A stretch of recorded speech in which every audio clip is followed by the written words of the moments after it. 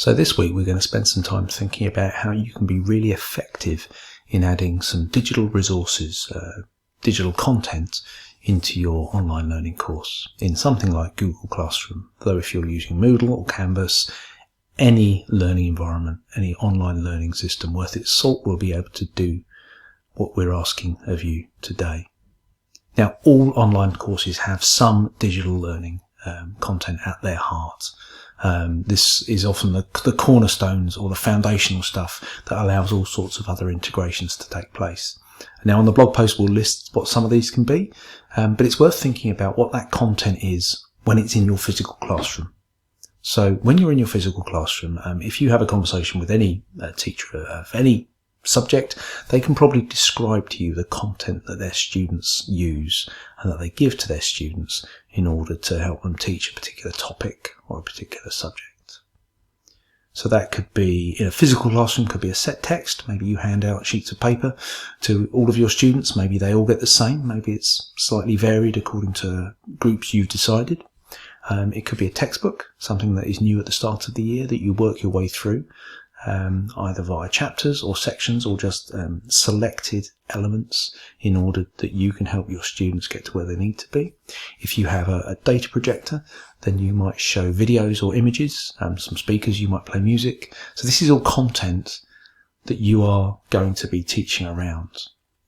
And it's quite important really to think about the process that happens when you give that content out or display it in the classroom. Because often, I guess, if you're like many teachers, you will give something out or you will delegate it and you will start to describe what it is you're giving them, why they've got it and why it's important. So maybe you say to them, well, this is why we've got this. This is really important. It's going to be a foundational thing for the next few weeks. But what will probably happen then is that when you've given that out, it won't be complete silence. You will probably get a few questions, other than the standard "will this be in the test" sort of question that is maybe just said for laughs. I don't know, but you will get some clarifications like, "Why do we need this? Is this the same as last week's?" And you might have to explain that. You know that some students will just get it straight away, no problem. They're off and running.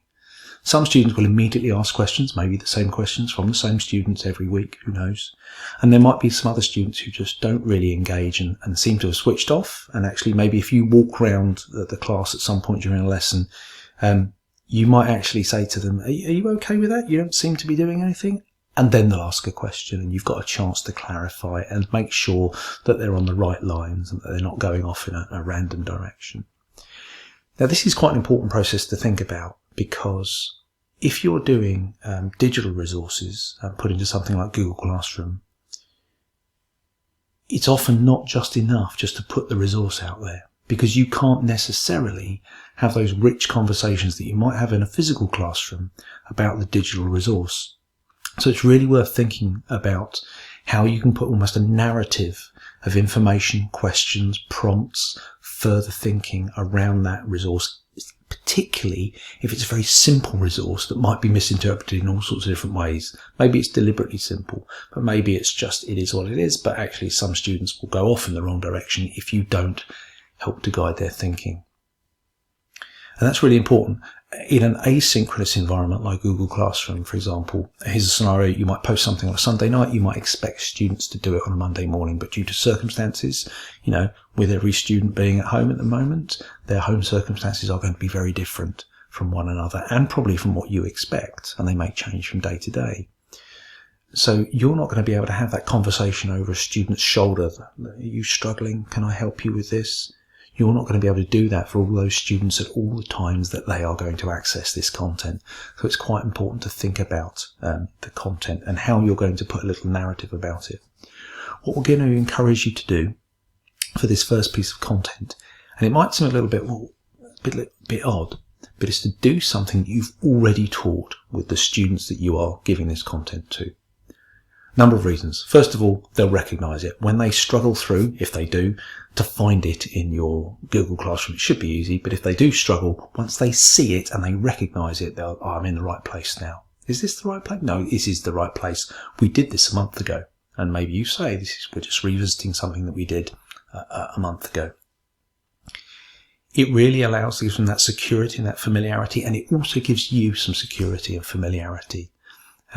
If you're feeling slightly nervous about this, then it's a good thing to do, to actually, something that you know you can teach in a physical classroom. You know you've got this taped as far as the content and the subject matter goes, and the only thing you're learning here is not a whole bunch of new content, it's just how the online learning environment works. Possibly the same for your student as well. They might be in the position of going, I'm not sure about this, I've just been given some... Okay, yeah, I recognise that. Okay, so what do I need to do? And they're very much focused on what they need to do with that information rather than ingesting a whole load of new information. It's possibly worth thinking about thinking back to the first time you went in a physical classroom, maybe as a younger teacher, and you probably didn't know the rhythms and the conventions and the way a classroom worked, but you probably learned pretty quickly. And actually, if you look back now, I imagine you're probably a very different sort of teacher to that more fresh-faced person that walked into that classroom some years or maybe just some months ago. And it's okay to feel new about this sort of thing, because for many of you, this will be new. This will be something you've not done before. And it's okay to think, I'm just learning the ropes here. And that's why actually having that piece of content you've already done is a pretty good thing to do. It's also, I think, worth thinking about as you seek to have students engage with this content. What's the point of doing this online learning now, given the situation that most of us around the world find ourselves in, with schools being closed? Now, your institution may have a different point of view to you, according to why this is a good thing. Maybe it's the continuity of learning they're talking about, or to prove to people who've invested in their child's education that they're actually giving good value for money. Who knows?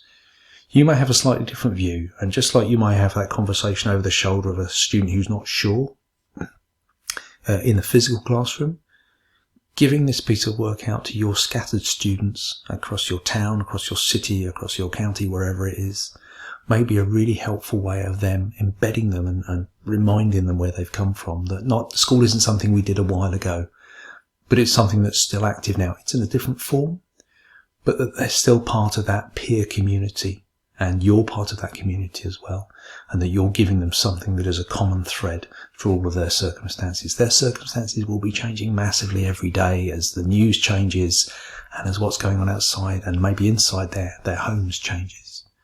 And it's really important maybe that you don't give them something that they've got to actually respond to, and definitely probably not something that they need to print, because printer ink may be a vital consumable in short supply in, who knows, a month's time. But maybe just help them to build their thinking. So if you're going to give them a task, make that part of your narrative. Say, I'd like you to read this and I'd like you to think what would happen if, or what does it tell you about? And not to say, well, you've got to write it down, but just contemplate it. Come back to it every day. Try and develop your thinking. And then maybe in a few weeks, as we're going to in this series, we're going to look at ways in which we can take those interactions and those responses and bring them back into the fold of the Google Classroom or similar environment that you've got. And so that students can you can see students' reflections, and that maybe they can start to interact with one another as well as you. So don't worry if what you're doing feels very simplistic. It's okay. It's really, really, really okay. It's okay to make mistakes on a small scale. And actually, if you get this right, for some of you, this will be the high watermark of what you're going to do in online learning. You'll only ever do just giving out resources. And if that's right for you, brilliant. But for many of you, you'll do a bit more. And actually having this done well at a really basic level, getting the foundations right, is going to be something that really enables you to have a lot more confidence when it comes to the more sophisticated interactions that we'll be looking at in the next few weeks. So read the blog, and see how you get on, and do a lot of thinking about what you're doing. It's very easy just to do I've got to get this done, but make sure if you can, and it is a luxury time that maybe you don't have, but if you do have that luxury, even of a short amount of time, do spend some time thinking about the why and to what end you're doing this as well, because that will be really helpful for you.